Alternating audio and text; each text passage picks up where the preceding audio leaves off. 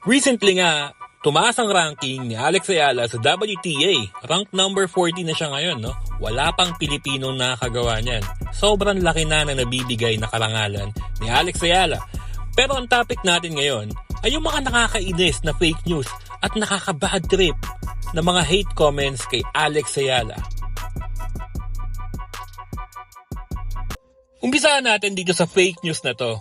Grabe no, eto nag-effort pa talaga siya para mag-edit at gumawa ng isang AI photo para lang gumawa ng isang karakter na nagngangalang Marco na fan daw ni Alex Ayala na lumipad pa galing ng Pilipinas na disabled daw, yun nga, PWD nga daw. Okay lang sana kung totoo kaso wala namang ganong klaseng storya at pinabulaanan to ni Alex Ayala mismo na mag-ingat daw sa mga fake news. Pero alam mo, yung same page na nag-post niyan, merong pinost na napakagrabe at sobrang nakakainis. Na ang tatay daw ni Alex Ayala ay isang waiter at naghihirap sa trabaho para lang maibigay kay Alex Ayala lahat ng pangangailangan niya para mag-pursue ng kanyang professional career sa tennis. At para po pare-pareho nating alam, si Alex Ayala po ay galing sa isang mayamang pamilya. Ang tito po niya isang abogado at dating PBA commissioner na si Noli Ayala. Yung nanay niya po ay CFO ng Globe, isang executive po ng Globe Telecom. At ang tatay po ni Alex Ayala ay isang malaking negosyante sa Pilipinas na nagmamay-ari ng iba't ibang negosyo. Kaya kung mahalata natin, laging present yung family ni Alex Ayala sa mga laban niya. Kasi nga afford nila Hindi ko nababanggitin kung sino yung nag-post nito sa Facebook, pero sa mga pinakita kong photo kanina, kitang-kita naman kung sino, di ba? Kaya kung ayaw nyo ng mga ganitong klaseng fake news, yan follow nyo sa Facebook nyo.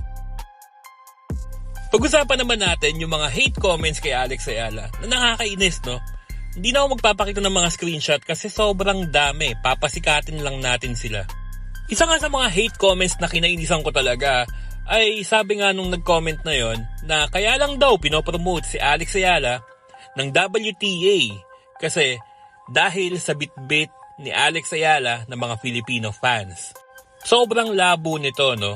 Kaya nila pinopromote si Alex Ayala sa homepage nila at kung saan-saan ay dahil si Alex Ayala ang dami nang na-achieve sa mura niyang edad na 20 years old.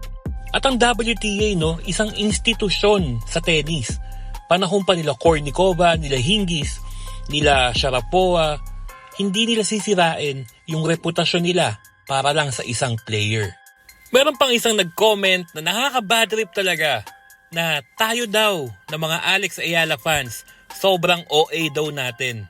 Masyado daw natin pinapa-hype si Alex Ayala, hindi naman daw nagcha-champion. Diyos ko naman. Sa tennis, hindi mo kailangan maging champion lagi para maging star player. Hindi mo kailangan maging champion lagi, no? At kaya nahahype si Alex Ayala sa tennis sa buong mundo dahil ilang top 10 tennis players na ang tinatalo niya.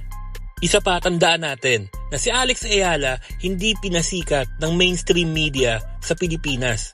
Napansin na lang siya ng mainstream media sa Pilipinas nung sikat na siya sa buong mundo. Tandaan niyo yan.